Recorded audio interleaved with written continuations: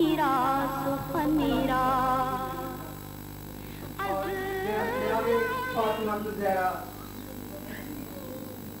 جمادی ثانی کو خانہ رسول مرکز وحی الہی،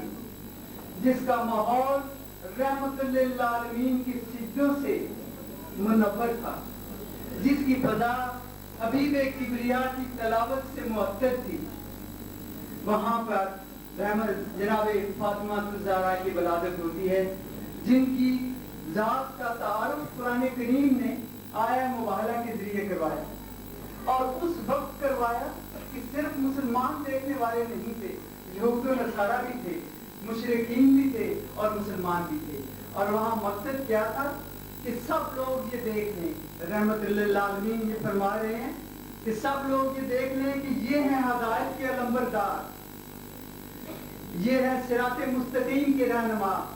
اور یہ حق کے محافظ۔ خوشنودی پروردگار کے اگر طالب ہو تو ان کا دامن پکڑ لو، اور ان کا دامن پکڑے رکھو گے تو انشاءاللہ حوض کوثر پر رحمت للعالمین اور خاتون جنت کے ساتھ آپ کی ملاقات ہوگی۔ 3 خاتون جنت کا تعارف کروا رہا ہے۔ قرآن کریم فرماتا ہے کہ اے محمد لوگوں سے کہہ دیجئے، مسلمانوں سے کہہ دیجئے، میں تم سے اجر رسالت، رشتہ داروں کی محبت کے علاوہ کچھ نہیں چاہتا۔ اور پھر اللہ تعالیٰ کیونکہ قرآن کریم کی تشریح ہونی تھی، مختلف مکتب فکر کے لوگوں نے آنا تھا اور انہوں نے اپنی اپنی اوپینین دینی تھی، اس لیے پاک پروردگار نے اس چیز کو اور بھی زیادہ کلیریفائی کیا، اور قرآن کریم فرماتا ہے قُلْ مَا سَأَلْتُكُم مِّنْ أَجْرٍ فَهُوَ لَكُمْ إِنْ أَجْرِيَ إِلَّا عَلَى اللَّهِ۔ اے میرے حبیب ان لوگوں سے کہہ دیجئے جو اجر میں نے تم سے مانگا ہے وہ تو تمہارے ہی لیے ہے، اس لیے کہ جب تم اپنے آپ کو ان ہستیوں سے وابستہ کر لو گے، جب تم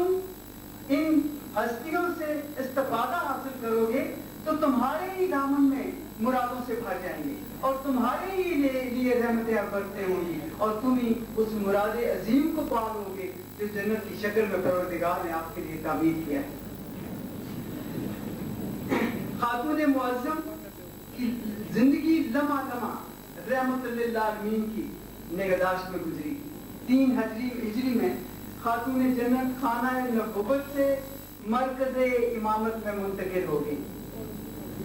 9 عمری میں ہی گھر گرہستی کا بوجھ نازک کندھوں پر آن پڑا۔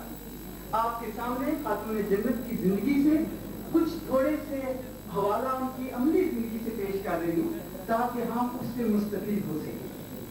تو ذرا دھیان سے سننے کی کوشش کریں اور اس کو دل میں جگہ دیں اور اس کو اعمال میں ڈالنے کی کوشش کریں، اس لیے کہ بخشش کا ذریعہ صرف عمل ہی ہے۔ خاتون جنت نے اپنے گھر گرہستی کو اس 9 عمری میں اس طرح سے سنبھالا، اس شان اور استقلال سے اٹھایا کہ قیامت تک مسلمانوں کے لیے مکمل نمونہ بن گئی۔ نور چشم رحمت للعالمین، دختر ستارے انبیاء، امام انبیاء، دختر فخر موجودات، اور گھر میں یہ عالم تھا کہ تمام کام اپنے ہاتھوں سے کرتی، چکی پیستے ہاتھوں پر گٹھے پڑ جاتے، اور ایک دن جناب فضا کی باری ہوتی، ایک دن خاتون جنت کی ہوتی، لیکن خاتون جنت نے کسی بھی حالت میں کبھی جناب فضا کو اپنی باری کے لیے نہیں بلایا، اور اس تمام کیونکہ وقت کم ہے، ان تمام فرائض کو ادا کرتے کرتے عبادت کا یہ عالم تھا کہ حسن بصری کہتے ہیں کہ فاطمہ سے بڑھ کر ہم نے کسی کو اس امت میں عبادت گزار نہیں پایا۔ دن کے وقت تمام فرائض ادا کرنے کے بعد خاتون جنت رات کو اتنی عبادت کیا کرتی کہ کبھی کبھی ٹانگیں متورم ہو جاتی۔ خاتون جنت کیسی خاتون تھی، کیسی زوجہ تھی، صرف 1-2 نمونے آپ کے سامنے پیش کرتی ہوں۔ فاطمہ کا چہرہ دیکھ کر میری پریشانی اتر جاتی، اور فاطمہ کا سکون جو ان کے جسم کے روئے سے پھوٹتا تھا، مجھے یوں لگتا تھا کہ میں جنت کی ٹھنڈی چھاؤں کے تلے آ گیا۔ مجھے تمام پریشانیاں بعد کی بھول جاتی تھی، اور مجھے تمام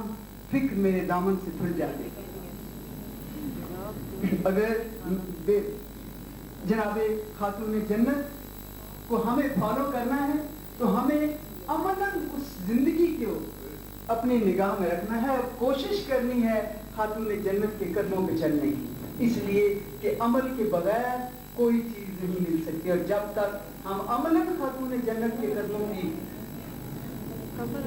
को ढूंढते हुए और उन पर अमल पैरा होने की कोशिश नहीं करेंगे, हमें कुछ हासिल नहीं हो सकता है। और आज का दिन खातून जन्नत की रहमत का दिन है, लेकिन वो कायनात की गोद में वो चीज डाल दी गई है कि कयामत तक अगर वो खुद रहमतुल लिल आलमीन है, अगर वो खुद परवरदिगार है, रब्बिल आलमीन है, तो हुजूर की साथ रहमतुल लिल आलमीन है। और जहाँ जहाँ मेरे आका का कदम है, जहाँ जहाँ मेरे आका की रहमत है, वहाँ वहाँ मेरी शहजादी का नाम है। सल्लल्लाहु